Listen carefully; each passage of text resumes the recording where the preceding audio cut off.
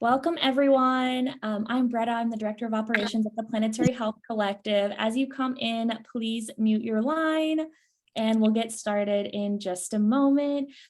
If you have a second in the chat, please let us know where you're calling in from. Let us know what you do, if you're a food and nutrition professional, if you're a student, and we look forward to seeing where all of you guys are from. How do I show my video? I need to take a screenshot of me. All right.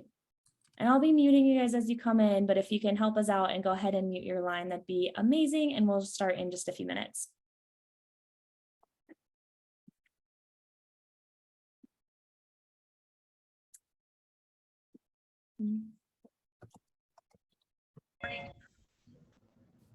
Great. Welcome, welcome. In the chat, for everyone who's new and just joining us, please take a minute to introduce yourself. Let us know where you are calling in from, what you do. If you're a food and nutrition professional, if you're a student, we always love seeing where everybody is from. Great. All right. And since it is 5:30, well, 5:30 Mountain Time, we're going to go ahead and get started, and we'll just let people trickle in. As you guys join, please remember to mute yourself, and we're going to jump right in. So welcome to Planetary Health on the Menu. This is a panel series related to sustainability in food and nutrition careers. As I said, I'm Bretta Ahlstrom. I'm the Director of Operations at the Planetary Health Collective. I am also joined by Mary Purdy, who is an eco-dietitian, author, professor, and she's our Director of Education at the Planetary Health Collective. And we are also joined by Aitan Salahi. She's also a registered dietitian. She's our Executive Director, and she will be in the chat today, but she is feeling a little under the weather. So we're going to be leading the event this morning, or this evening. Gosh, it's been a long day, while she monitors the chat with everyone. So say hi, introduce yourselves. Please take a moment to let us know where you guys are calling in from. If there's anything in particular you're hoping to get out of today's webinar. This is the agenda. It's going to move pretty quickly. We're going to speak with our panelists and glean so much knowledge from them and learn about their career. And as you guys are coming in, please remember to mute your lines. Really appreciate it. So just a few webinar norms and etiquette. As we talked about, please mute your line. Feel free to introduce yourself in the chat. Let us know where you're calling in from. Let us know what attracted you to the Planetary Health Collective and to this event. Please remember that we practice respect here, that this is a safe space, and any kind of hate speech will result in immediate removal, but we've never had any issues with that in the past. Please feel free to update your pronouns in your name if you feel comfortable doing that. And we look forward to speaking with all of you. We'll be taking questions the whole time. So we'll be collecting those and asking those at the end during the Q&A time. So if you have questions for any particular speaker, feel free to send those to the chat. We will not be using the raise hand feature tonight, but we are also accepting donations, and we'll drop some links in the chat throughout the program tonight. We just got 501c3 status, and we are now able to provide you guys with tax deductions for donating. So it's very exciting, and we're gonna get moving along with our program. If you guys are new to the Planetary Health Collective, I'm gonna go over who we are real quick. So we're a movement to mitigate climate change and nourish human health by leveraging the unique role of food and nutrition professionals in the fight. Our mission is to activate, incubate, and elevate leadership potential for food and nutrition professionals who are determined to use their practice and platforms to cultivate a more just, regenerative, and climate resilient future for all. Our vision is to provide an unparalleled opportunity for food and nutrition professionals to channel their unique passions and skills to counter the climate crisis with the intersectionality, urgency, and persistence needed to succeed. So our three main pillars are to educate, incubate, and activate, and we'll be going through all of those things tonight. So if you guys have any questions about the Planetary Health Collective, feel free to email us anytime at hello@planetaryhealthcollective.org. We'd love to chat with you.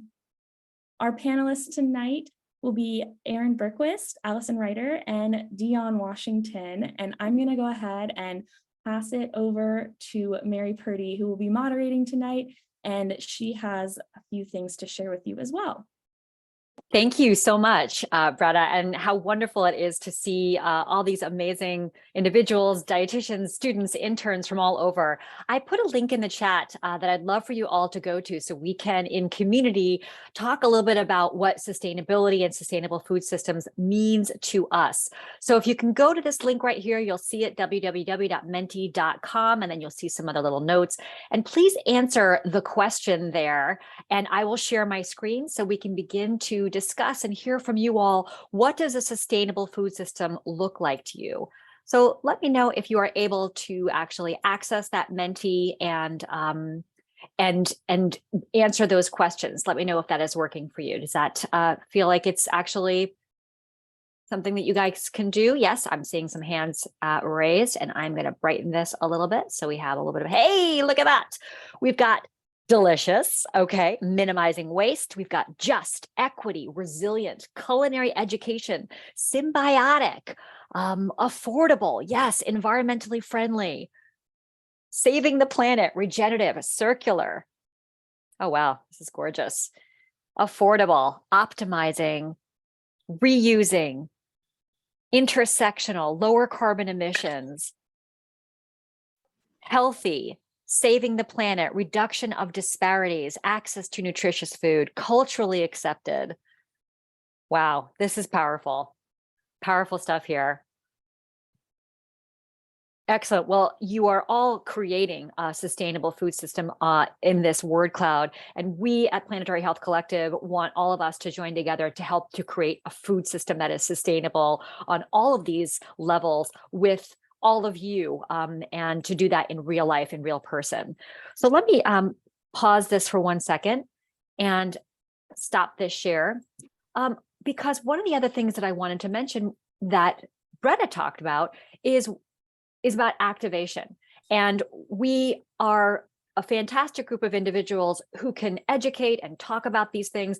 But if we aren't actually taking action, that can be an area where we may fall short. And so advocacy is a key component of this. And I wanted to share with you, if you haven't heard of it already, an act that is out in the House right now, which is the Food Waste Reduction Bill. It is in the House Ag Committee.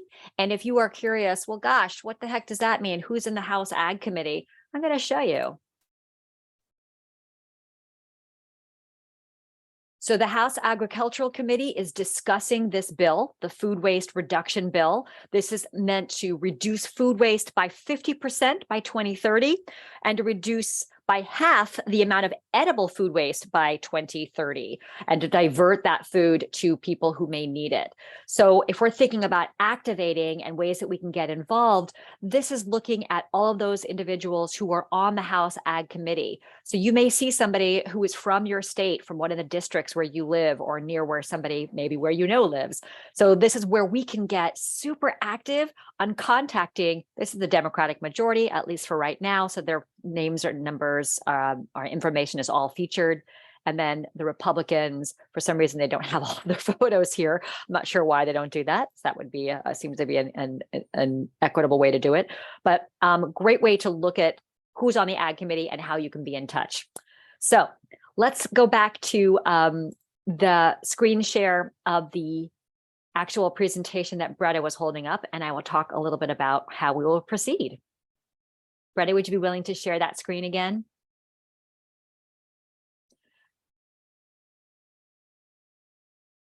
Yes, sorry. No worries. Slight overload on my computer, but we are good. That's right.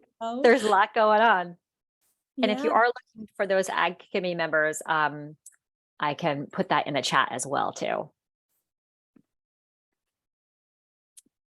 Okay, we're sharing. Okay. I'm not seeing it quite yet. And it is, here we go. It's just, okay, go, great. So in terms of today and the speakers, I think we want to just forward a little bit to the actual speakers. That would be great. There they are, fantastic. So the goal here is to showcase what 3 individuals are doing in their nutrition and professional lives to help bring more sustainable food systems into reality and to help mitigate the climate crisis with some of their efforts. So the idea is that you can see yourself in any one of these 3 career trajectories that these individuals have taken, and that truly every job that is out there for nutrition professionals can be done through a climate smart lens. And these individuals will show you how they are doing that.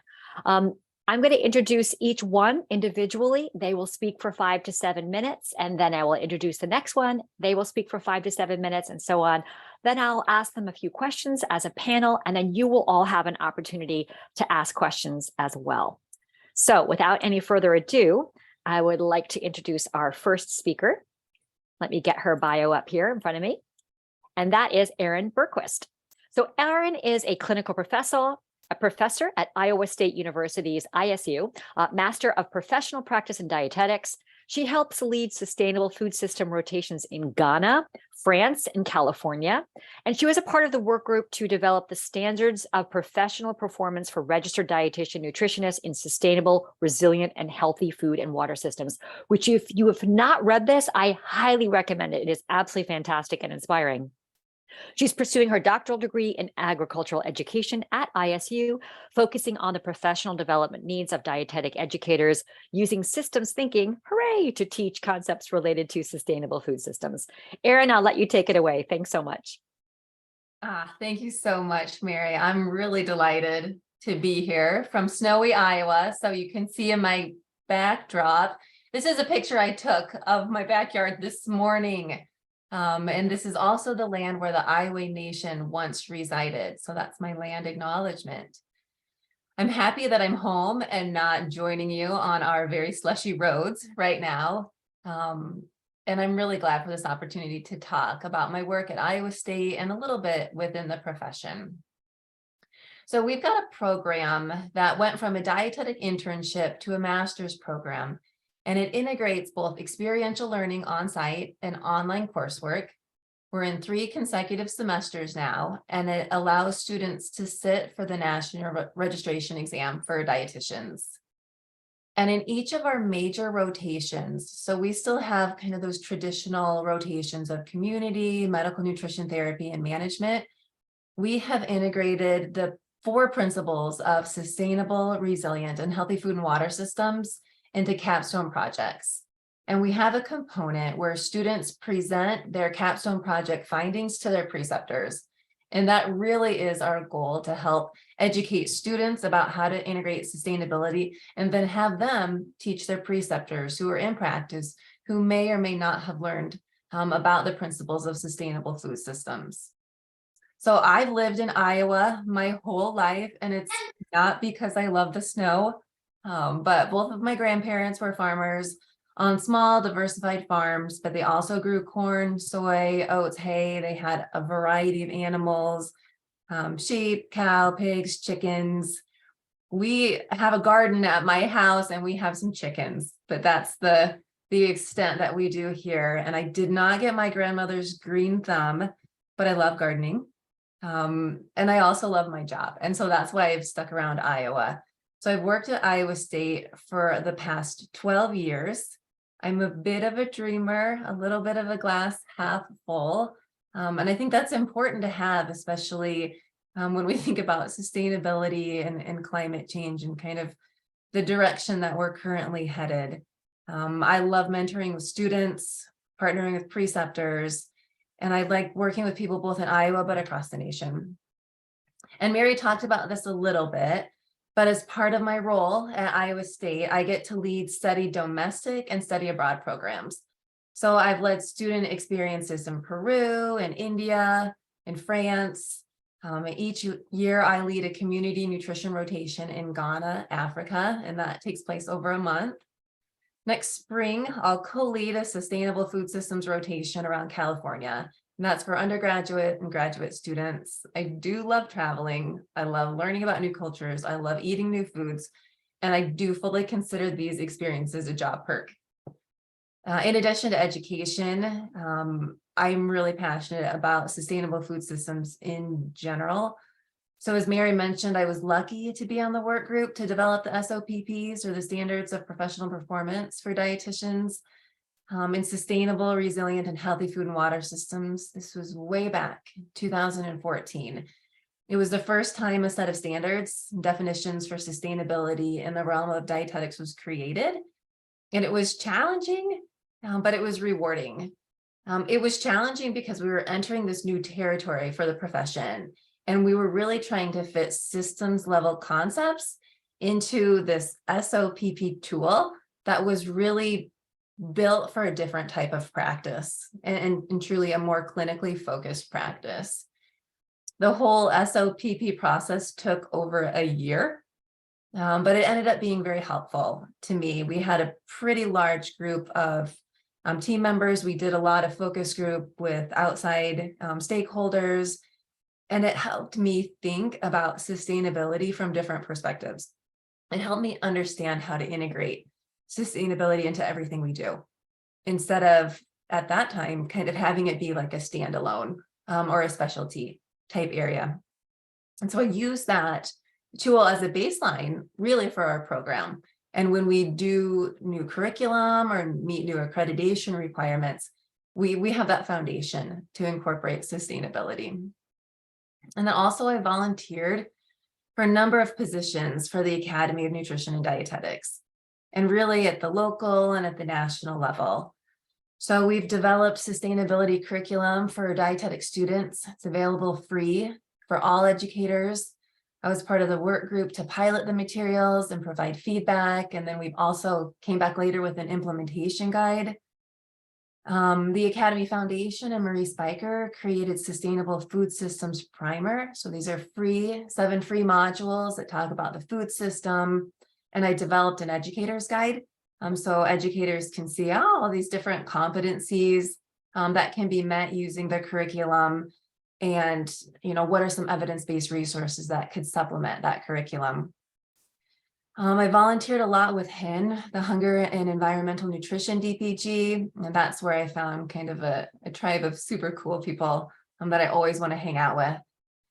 I was recently a chair for the Council on Future Practice for the Academy of Nutrition and Dietetics, and I think that helped me understand future thinking and strategic planning, and understanding how to keep integrating sustainability into dietetics, into everything that we do, and every piece of, every material that comes out of the profession.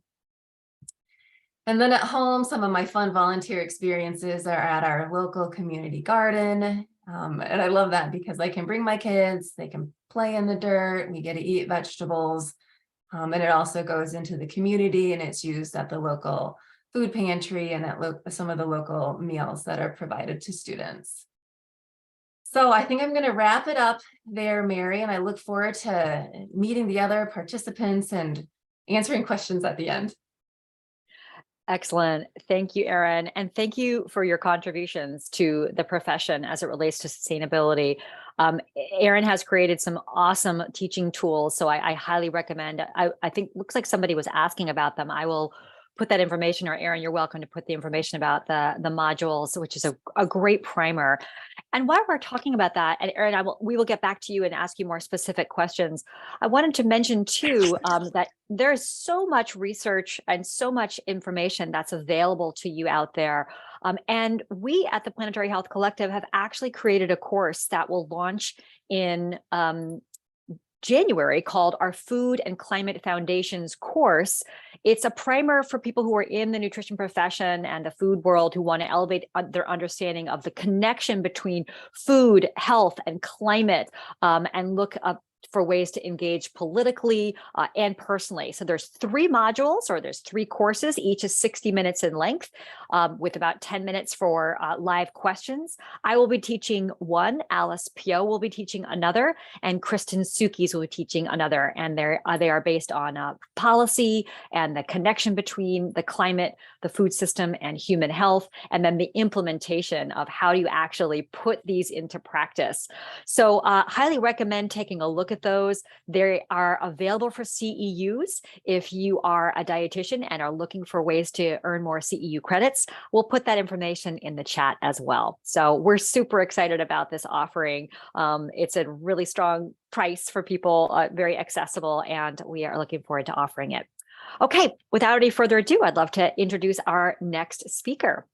Allison Ryder is a director of health and sustainability programs for the Strategic Initiatives Group at the Culinary Institute of America, otherwise known as CIA, the other CIA. And in this role, she oversees a portfolio of conferences, collaboratives, and other thought leadership initiatives advancing health and sustainability efforts across the food service and healthcare sectors. Thank you so much for being with us, Allison. I'll let you take it away. Thank you, Mary. And I don't know if you could have known this when you were planning this panel, but I feel honored to come on this after Erin. And I don't even know if Erin knows this, but she's been a big inspiration in my career. And I was kind of a product of the SOPs in sustainable food systems, and wrote about them when I was in my position initially at the Johns Hopkins Center for a Livable Future, and use them to start our first rotation for dietetic interns who are coming mostly from a clinical background. And so I just recently saw Erin spoke at the Food Nutrition Conference, and also I think I'd met her years ago and had been involved peripherally in some of the hunger and environmental nutrition activities that she mentioned. So my journey really begins just being interested and passionate about food, and curious and passionate about health and wellness and the intersection between the two. I come from a family with a French father, so food is obviously very integrated in our culture and our upbringing, and an American mother who was very much caught up in all the American sort of diet wars. And so it's just this interesting juxtaposition of family dynamics, and was an athlete, so just became personally interested in food and nutrition and wellness. And it was right around in high school when Michael Pollan had published Omnivore's Dilemma. And so I just started reading and becoming very curious about all this new research coming out around the food and our industrial food system and the implications for that. And so I knew I was interested in nutrition. I didn't see myself working in a clinical setting in any capacity. So as I was exploring colleges, I was very fortunate and to have an opportunity to study at Johns Hopkins University, studied public health. So I'm from just outside of Maryland, and spent my undergrad and graduate academic training in living and working in Baltimore, which is a really incredible city with its own challenges and health disparities, and I think that was one of the surprising pieces. That was an aha moment, an eye-opening experience to realize that you could be driving 2 miles across Baltimore City and be driving across 20 plus years of life expectancy differences. And so being immersed in Baltimore City, studying public health, really engaging with the community on a variety of community-based food programs. When I was an undergraduate research assistant with the Hopkins Center for Livable Future, as I mentioned, working on a food and faith program, working just with interfaith, faith-based institutions, investing in community gardens, talking about food sustainability and the intersection of justice and equity. And so I continued on for my master's degree, studied, did the coordinated program in dietetics. I came into that program already having been exposed to food systems. And I remember one of my preceptors when I was in my clinical training, we had to write an article about something for Nutrition Action newsletter. And I wanted to write something about organic food and some of the pros and cons. And I got into some of the sustainability pieces around, our industrial food system and the implications. And I got graded really poorly on it because the preceptor said, well, this is out of your scope. This is not within the scope of dietetics to be talking about these issues. And, I didn't have much, didn't really feel empowered to fight her at that point, but it wasn't, so I graduated in 2012 and I feel fortunate now, and especially for you all students going into this field, if many of you are pursuing dietetics, to now have this resource available and to have more support within our profession to have sustainability be included within our scope of practice. So all of that now has led me to my role at the Culinary Institute of America. I've been here about 10 years. I started as a faculty member teaching just basic nutrition classes. So my audience now is more of food service professionals and future food and culinary leaders. I transitioned out of a faculty role recently into my current role as Director of Health and Sustainability Programs. So beyond what our general education curriculum is for associates and bachelor's and even now master's degree for food service professionals, we also do a lot of industry facing programs. Menus of Change is a big one that really works at the intersection of health and sustainable food. And what I love about the work that we do here at the CIA is we believe that food has to be delicious for people to eat it, to want to eat it, to really make the business case for just that healthy and sustainable food can be delicious and can taste really good. So I oversee our Menus of Change annual summit. I oversee our very sector-specific collaborative. So we really try to bring together thought leaders to accelerate change within colleges and universities through our University Research Collaborative. We have a whole Healthy Kids Collaborative that's accelerating the culinary culture within K-12 school nutrition. We have a whole Healthy Menus R&D collaborative looking at more of the high volume commercial food service sector.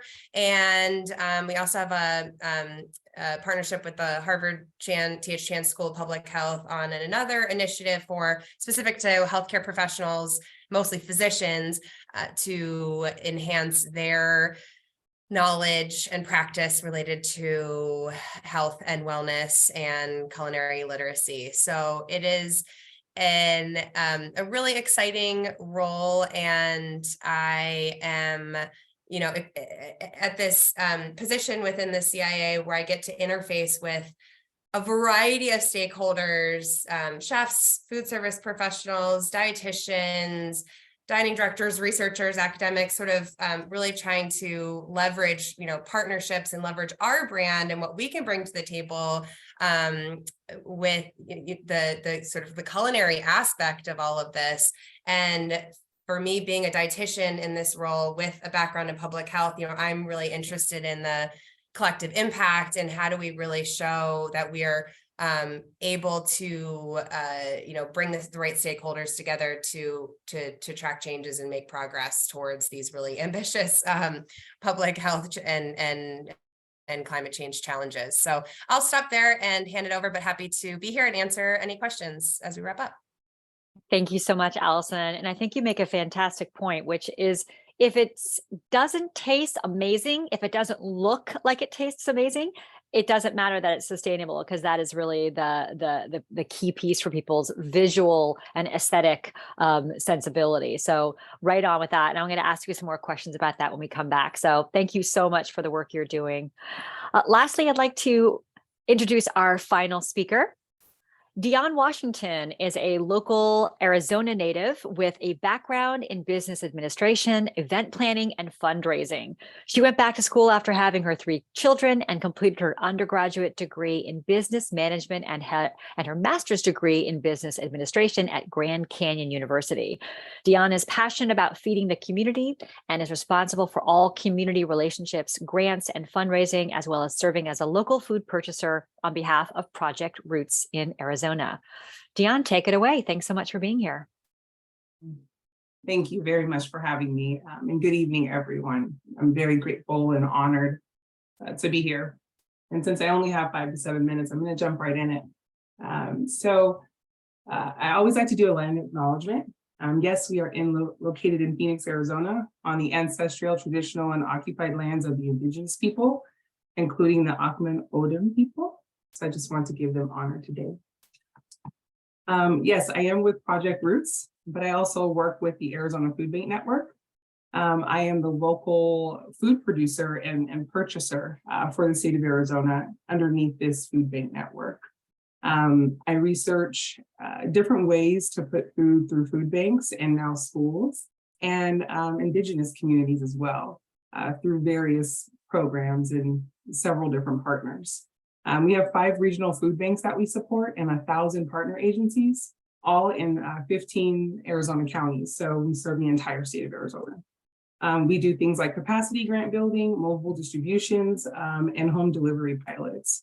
And the one pilot that particularly that I do is called Friends of the Farm. So if you see the picture behind me, that's our actual farm there. And it's about 19 acres of land.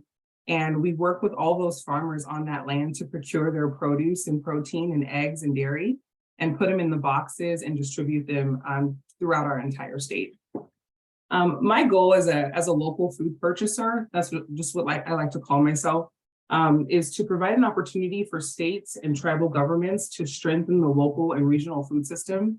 So a lot of my work, I meet with council people, I meet with policy people, I meet with the city and county and even the state in different areas just to find out how we can build a stronger community in our entire state of Arizona. I also help to support local and socially disadvantaged BIPOC farmers and producers, including building and expanding economic opportunities. My background is an MBA, so I'm really big on just finding those financial opportunities for the farmers that I represent, because really honestly, all they like to do is really grow. Some of them do appreciate understanding the business side of it, but for the most part, at least the ones that I support, they appreciate my business background. And the third goal of mine personally is just to establish and strengthen and broaden the partnerships and producers and the food distribution community, the local networks that I'm connected to and the nonprofits that are doing amazing work, especially and definitely through the rural and remote or underserved communities. We really like to highlight those communities. They need us the most sometimes. So my program, particularly the Friends of the Farm, what I do here is purchase Arizona grown produce and protein from local growers at fair market prices, which is something that is very rare to farmers, and they really appreciate that. We have more than 25 farms in 6 counties that we support at this time, and we offer 75 varieties of local produce and eggs to those at the food banks that can pick them up as a donation. We've invested over $720,000 into our local food system in only 18 months. And we just wrote a grant with the USDA. Hopefully we'll be getting very soon. And we'll be expecting anywhere between $3 to $6 million over the next 2 years to amp this program up, as well as a few others. As you can see, I always look for other opportunities for my farmers to connect with people. You know, that program is wonderful and I'm very grateful for it, but it's really designed as a catalyst to build relationships in the community with the farmers on their own. You know, I'm happy to be their middle person and their support system, but I love it when I see a farmer just make their own relationship with the food bank, maybe drop off some donations because they're getting paid from me or this program for the remaining. And it's really cool to see how grateful they are for these opportunities that they wouldn't necessarily maybe get. So the different entry points that I send farmers to is low entry points. So I do a lot of farmers market workshops with them to say, hey, maybe you're not ready for the big food banks, but you know, you really want to get your produce out there. Direct market farms, meaning exactly what it sounds like, just we're directly selling to someone. CSAs are huge. We really like them, and so do the food banks. They really appreciate how easy those boxes are to transport throughout the state. And produce incentive programs, which is something that is really new, just to see how we can continue to pay that fair market pricing, given the cost of everything that's going on right now in our society. Other entry points is like a high entry point, which is the emergency food system, which is like those food banks and pantries, schools and restaurants and hospitals. So my scope of work in a sense are 3 things. One, my baby, which is Project Roots. That's my nonprofit that I founded with Bridget Pettis, who is a WNBA coach, and she coached and played for the Phoenix Mercury right here in Arizona. In fact, she's a legend down there. She was the first person to score the first basket for the Phoenix Mercury, and her sister passed away. And when she passed, we learned that she had really bad dietary reasons as to why she passed. And so Bridget said, I want to start this, and I want to start it in Phoenix. And I was really grateful that she chose my city instead of hers to do so. Project Roots is really based around the community garden, kids, family, and free yoga classes. So people can grow with us, they can learn how to grow food. They can bring their families out to learn from different farmers out there. And then we offer free yoga, which is great. And our website's down there. The next thing I do is the Arizona Food Bank Network. As I mentioned, I love hanging out with my farmers, and they're always so happy to see me. And they're always educating me on different ways to grow my own food. So I think it's a highlight in my work to really learn, and it's quite humbling to see how hard they work day in and day out. And I think that's why I'm so motivated to make sure I represent them and really get them those fair market prices that I know that they deserve. My volunteer work is through the Phoenix Food Co-op. That is a local grocery store that's currently online as a hub, but hopefully one day we'll raise funds enough to have a co-op grocery store that's member-led and driven and owned by the community. We will source from local producers, which is why they asked me to sit on their board, and distribute that through our grocery store. And finally, the nonprofit that I just started this past weekend, because I've been encouraged by community partners to do so, is to start what's called the Arizona Community Hub, which means it will be literally like a warehouse as what you see here. And the farmers that I represent will have a place to come and wash, store, and sell their produce through my services, which is a local producer and local aggregator in the state. And I will build those relationships through buyers, which I have several at this time. So I just really feel really fortunate. I'm from Arizona. My mom was a teacher here before she moved to Texas. And, you know, we ate from these food banks and we picked greens from some of these farms. And so it's amazing to see the full circle of it all, and me literally putting this food back into the food banks that I ate from as a child. And let's see here, I think that, yeah, that's my final slide. I try to make it as quick as possible, but I am also looking forward to the questions, and I just want to highlight the other two panelists and applaud your work. I'd love to connect with you more, especially Erin, because I really feel like well, all three of us, we're all doing the same work. And I think we can complement each other's work by even the meals idea, you know. What about local farmers contributing to the change of meals and making them healthy? I just think that there's always some work when it comes to local food systems that we all play a part in and we can support. So again, thank you for your time, and I'm excited about this opportunity. Thanks. Thank you so much, Dion, and thank you for the incredible work you do. I love that you just said, yeah, I just started just another nonprofit last weekend, no big deal. And thanks for the support of all the BIPOC farmers. I don't know if others have seen an amazing article that just came out in October from Yes Magazine, which I will put into the chat, which is about how supporting young farmers of color can actually, whoops, I turned my video off, can help with the US meeting its climate goals. So a fantastic article. A lot of BIPOC farmers are using regenerative conservation techniques. So the more we can support them, the better. Let's bring back our other panelists so we can have a bit of a conversation. So Allison and Erin, thank you so much for coming back and joining. I want to ask some of you some individual questions based on your presentation, and then I'd love to ask some collective questions to all of you. So Erin, I wanted to kick it off with you because I'm intrigued by the work that you've done globally, and I'm curious what some of your takeaways and learnings are about how sustainability is being practiced or implemented in places like Ghana or Peru. Mm-hmm. Yeah, thanks for that question. And wow, what a cool panel to be on, really. Dion and Allison, thanks so much for talking. In Ghana, it's so incredibly different. Our students just got back last weekend. They were in Ghana for the entire month of October. It's the first time we've been there. Last time I was there was 2019, before COVID. So since we've gone to Ghana, we've integrated a new program and we have a whole new set of competencies. We decided we're going to focus more. We always focus on child and maternal health and specifically complementary feeding strategies. And that really is, the regions that we're in Ghana are very low resource. They're very agriculturally based. A lot of times the foods that are fed to the infants, their first foods after 6 months of being breastfed, are low quality. They're things that are easy. They're like a porridge. They're not containing the diversity of foods that you'd like to see. And they have wonderful diversity of food in Ghana. And they can grow a lot of foods, and they have 2 or 3 growing seasons, but it's just not necessarily on their radar to give those to children. It tends to go to the head of the household or the man in the household. Maybe they'll get the meat or the eggs, and they're not thinking about some of those complementary foods.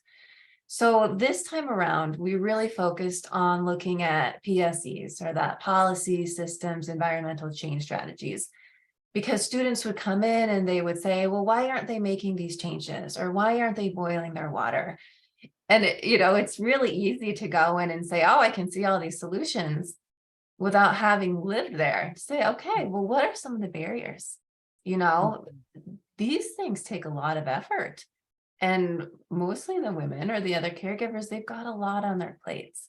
So we've tried to kind of reframe how we do things to get more of that systems perspective. Like, what is going on here that isn't enabling people to be as healthy as they can? And so we don't want to go in thinking we're the experts. We're not. We partner with the University of Ghana, and they are incredible. And we use their expertise. But we've tried to do it more at the PSE level. So now students, each class they're creating a policy brief. And at the training center where we house the students now, they say, okay, we're going to collect all these policy briefs. And now we've got these to give to the Ministry of Health. So we can start to make some more systemic or environmental changes. So Great. it's both a learning experience and trying new things, and, kind of see where we can enter in and both educate students, but also learn, Absolutely. It is that learning process and making sure that, as you mentioned, you're getting guidance from the people who are actually living there and know the system best. Yeah. Yeah, absolutely. Question for you, Allison. You are implementing menus of change, or are utilizing menus of change to help a lot of food service directors at universities and other facilities change how they are serving food. Can you just talk us through what does that look like, and how are people receiving the idea of changing their menus, and what that might do to their customer base? Yeah, it's a great question. So menus of change is all about the business of healthy, sustainable, delicious food. And it's really about culinary strategy and, bringing together the scientific insights that the Harvard Chan School can bring to the table, and other experts that we bring on as presenters, but ultimately bringing in the chefs and food service directors to operationalize those, right? To get it from the theoretical and the abstract and the research, and actually get it on plates and on menus. And I think there's so much exciting traction happening in the college and university sector, primarily because of the demand of Gen Z and younger generations who are more interested, and they want healthy, they care about animal welfare, they care about sustainability, they care about climate change and climate resilience, and they want food that tastes good. And so I would say that if I were to summarize our culinary strategy, really comes down to globally inspired and plant forward. And so that's a term that we have sought to define and give some clarity around.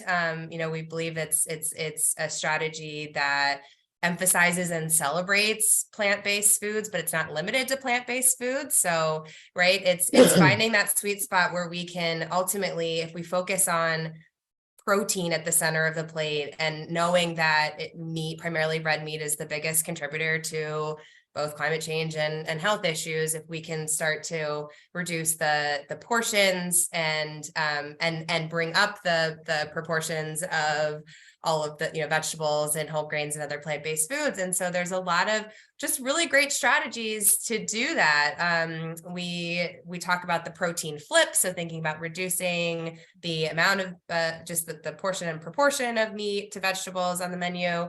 The blend is a really popular strategy, so blending in mushrooms or other plant-based ingredients into, burgers or meatballs or lasagnas or other meat-based dishes.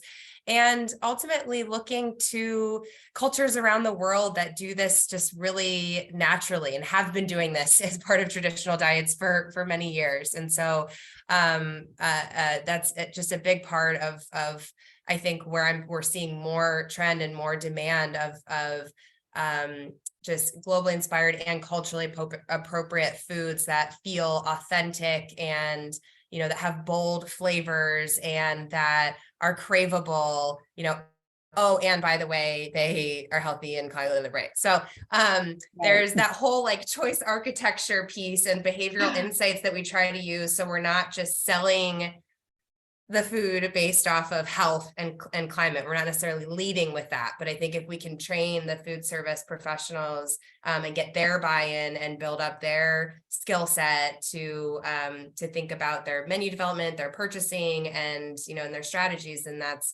ultimately where we can impact change. At what Erin's talking about, at sort of that PSC level, to make the healthier and environmentally sustainable choices the easier choices and the most delicious choices. Excellent. Yeah, I actually was teaching a class today and highlighted menus of change. And we were talking a bit about how to make sure that food sounds interesting. So we don't just say bean salad, we might say a sumptuous garlicky bean offering, something that has additional words that really make it sound like you're going to start mouth watering any second as soon as you see it. So thank you for that. All right, Dion, question for you in terms of the work that you're doing with farmers. I'm curious, when you talk about providing financial help or support to farmers, what kinds of projects are they needing financial help for? Is it something specific, or is it just to get them off the ground? Is it getting them land? Talk us through that. Yeah, it's an excellent question, and it's quite loaded because depending on what you do, what type of farmer you are, if you're a chicken or egg raiser, right? I had a guy who his well went down, and it was going to cost him $100,000 to fix, and he needed that water to feed his chickens so that I can buy his eggs. But I could only buy his eggs. I couldn't fund his well being fixed. I couldn't even give him a grant to try to find it. So we had to pause his contract and get creative on purchasing his pinto beans instead. But we really wanted those eggs, and the food banks were counting on those eggs. So I think the technical assistance side is what we're screaming inside as local food purchasers, that we feel governments and state and local people can help us with. We always write these grants for farmers, but they want some type of project in the middle of it. Or how many people are you going to feed? And even though that's important, right? That's all work. They still have to have the tractor, the well, the boxes, the people to pay. Sometimes we can't even get them employment or operational overage. So my work just really tries to find ways to do that. I sat with a councilwoman and the vice mayor, and we're working on a piece of land that has 12 acres of land that they're going to donate and lock for 50 years. I mean, that's not finances, but that's an asset for the farmers. And so just getting creative that way on finding ways where we can still support them to be successful producers. Excellent. Yeah, there's so many components, whether it's technical assistance, land, as you mentioned, just not having water, a well that needs fixing. So, the life of a farmer is so multifaceted. So thank you. Question for all of you. I feel like in this world, I've come across this so many times, which is varying opinions, different perspectives on the same thing, about what sustainability is, about who should do what and why. And I'm curious how you have managed and navigated conversations, situations where someone might have a differing opinion from you in terms of how you view sustainability. Maybe it's about the meat-based versus plant-based. Maybe it's about the actual terminology of what sustainability means. Maybe it's about what the needs of farmers are. But can you talk us through that? Because I think we all have either experienced that, and there's no doubt in my mind that we will continue to, because there are so many different attitudes and beliefs about our food system. Yeah, I'm happy to jump in on that one. I wish I could say there were no adversities, but being a BIPOC, also LGBTQ plus identifier, you know, I had my hurdles. I've had just the fact of me being in the room, you know, why are you here? What are you doing here? You know, getting through that hurdle to be able to speak, to say, hey, these farmers need this. I think in the food bank world, I struggle with listening to leaders decide that they'll spend money on Kit Kats to give out than a bushel of lettuce or a head of cabbage or whatever it is, carrots. I struggle with the lack of opportunity for BIPOC growers and the short windows that they get in the Department of Agriculture when there are land opportunities or loan forgiveness opportunities. So I think it's very systemic in the state of Arizona. I think our state, well, we just recently got a new governor, and I think it's quite purple, but I just feel like policy is going to be my next knock on the door. I feel it in me because I think that that's where the change is going to continue to happen. We're seeing it a little bit, but I just think that those different types of policy work is where my heart is leading me next. Yeah, thank you. Allison, looks like Yeah, and you know, I'll jump on the piece around language and the challenges of language and definitions of, you know, plant forward, plant-based, and in the context of our menus of change work, we kind of have a lot of tension or get feedback from both sides of, you know, people come to our conferences expecting sort of one thing, and we hear on both ends like, oh, there's too much meat here, not enough meat, too much plant-based analogs, and right, and so there's kind of navigating the full landscape and of you know, obviously we can't please everyone. What we're trying to do is create as big of a tent as possible, and recognizing that we need a whole host of solutions. We don't think there's for as wicked of a problem or problems as we face, that there is not going to be one solution. So when it comes to you know, these meat reduction strategies, we are trying to ultimately meet people where they are, give them language that feels right for their audience, give them tools to activate and figure out how to kind of walk along with people along their journey and sort of make those nudges and see small changes that can snowball over the long term. So yeah, when we run into those challenges, we really try to just showcase this like Big Ten approach, meeting people where they are, small changes, big impact, that sort of repetitive, you know, messaging. Excellent. And final word from you, Erin, and then we'll move on to some audience questions. Well, I love Dion and Allison's answer. They're so perfect. I think, you know, in terms of education and also living in Iowa, where we have such a big ag presence, I think it's a lot of listening, seeing different perspectives, looking for the common ground, really. So if it's food waste, I always feel like food waste is such a good entry point. We can all agree on food waste. And then building the relationships, because then when you know someone, it's harder to say no to them, or, you know, you're like, oh, but I know them. They're a good person. I've worked with them before. So I think it's kind of that relationship building piece too. Finding that common ground though. I am hoping to see a few sessions at FNC next year that aren't just about food waste, as important as that is. I feel like we need to move beyond that into other territory that might be more actually effective as well. So I will leave it there. Thank you all so much. I'm going to let Bretta take over and answer some questions from our participants. So thank you all. Thank you all so much for sharing. We've got some great questions from our audience today. And to get started, I am hoping time-wise we can get through like 2 questions for each of you guys. So the first one is from a coordinator of a dietetic internship, and Erin, I'm going to direct this at you. And she's wondering how she can start to incorporate some of the aspects of sustainable nutrition and food systems into their program. Any recommendations? Yeah. Oh, yeah. Great. Wonderful. I think looking at our curriculum would be a good start. There's so many options. I think there's 10 or 12 different activities. So don't go in thinking you're going to try all of them, but pick 1 or 2, and that easy entry point really is food waste. So most of the activities, there's going to be some tweaking. You're going to have to make it fit to your specific program. I think food waste is almost plug and play. It's almost ready to go. The audits are there. The preceptor communication is there. So it's easy. I think the other thing are the primers, the 7 module primers with the educator's guide, because we've done the legwork for you. Students watch them on their own. We give you prompts, and then I give you, suggested answers, what to look for and what competencies they meet. So just those 2 things alone, and I think you already make a big difference. Amazing. Thank you for those really practical tips for people. I know that's definitely a big challenge for educators right now. Allison, we had a question, and they said, I'm so fascinated by the concept of food choice architecture and how to leverage nudging to make the most sustainable options, the most accessible options. So it's such important and exciting work. Curious if you've encountered strategies that help carry along late adopters of plant-forward eating. Yeah, that's a great question.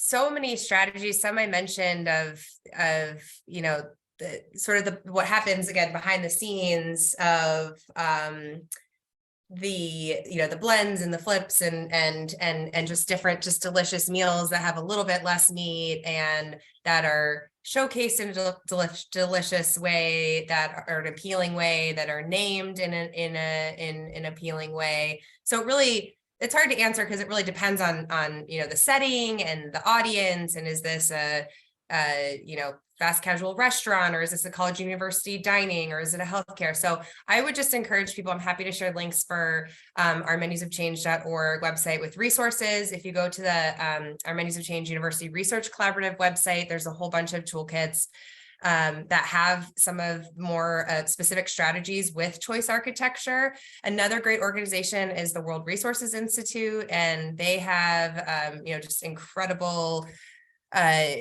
resources around what they call the 5 Ps of guiding diners towards more plant-rich dining. So thinking about price and promotion and placing and all of that. So lots of great information out there. Happy to share some resources.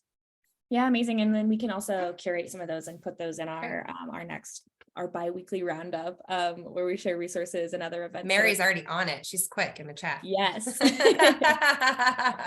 Perfect. Well, thank you so much. Deanna, we also have a question relating to just kind of serving the whole state of Arizona, and they're very, different kinds of communities. And just really curious to know, what do you feel like the differences are between serving people in an urban setting versus a rural setting, and the challenges associated with each of those? Excellent question. Urban and rural are definitely, they're their own beasts in their own way, and I think they have their own challenges. Urban, I think getting the word out and letting people know that there's local farmers markets and things like that, or you can grow food in a pot in your apartment. If you don't have a backyard, you can still grow your food in a desert. Those are the type of things that I'm talking to about. Those are the topics I talk about with urban growers and urban people. And I live in the city. I'm a city girl / country girl though, in Texas. But on the rural side of it, I feel like it's the access, and it's also struggling to keep the produce fresh because there's nowhere to store it. We have to do a lot of mobile distribution. We're realizing that we're having to put our trucks into these communities. They're not able to come out and grab this. I think I struggle the most with indigenous communities. A lot of the indigenous people, they grow food, but they grow for their community, and they don't like to sell or trade with us. But I just recently stepped into this position less than a year ago, and I'm on this mission right now to try to develop those relationships And to be quite honest with you, being an African-American woman, I really am hopeful that I can at least learn the culture, understand it, respect it, and share some similarities with them so that they can see that I'm here to support them. There's a lot of money out there for Indigenous people. And I think because they've just been robbed of so many things and they do not trust us for good reason, I'm trying to earn their trust back. And I know it's a long answer, but I really wanted to highlight the rural communities, which that is who we're serving out there. Yeah, amazing. Well, I actually have to get you in touch with one of our board members, Danae, who's a dietitian. She's an Indigenous dietitian up north in Northern Arizona. So yeah, she's phenomenal. And then last question for everybody in our last minute here, and maybe go a minute over, but we'll try and be quick. Most people are looking at like, how can I break into this sector of food systems or sustainable nutrition or sustainable food systems? And maybe they're transitioning, maybe they're a new grad, but most people don't know how, and there's not a very clear path. So do you guys have any words of wisdom to leave people with on just that? How can I find these opportunities? What are my next steps here? And Erin, I'll just start with you. Okay, yeah. I think if you're a dietitian, join HEN, Hunger Environmental Nutrition Practice Group. You'll find a cohort of people who are like-minded. They can direct you to some local resources, probably. Amazing, thank you. Allison, what are your thoughts? Yeah, +1 to that, Erin. And I mean, if you're here today or listening later, then that's a good step in the right direction. Just listening to other people's career paths and reaching out for just an opportunity for, informational interview or just a conversation with someone who does something that is interesting to you.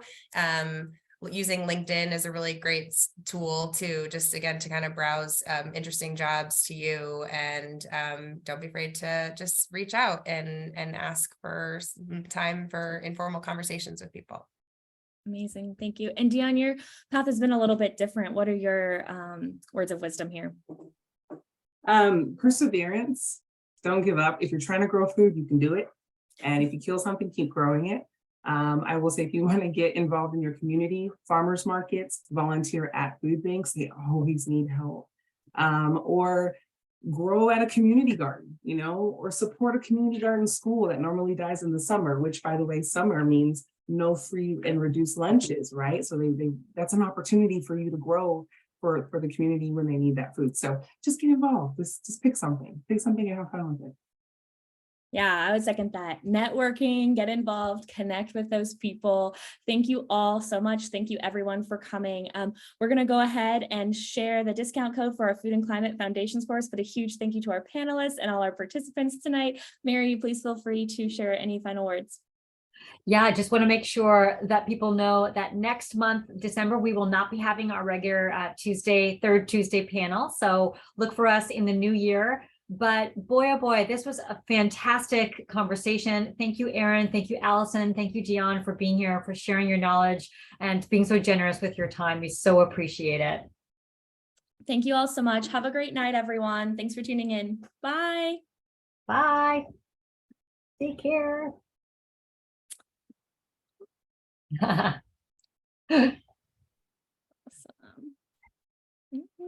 I am happy to stay on if you need me. Hold on one second.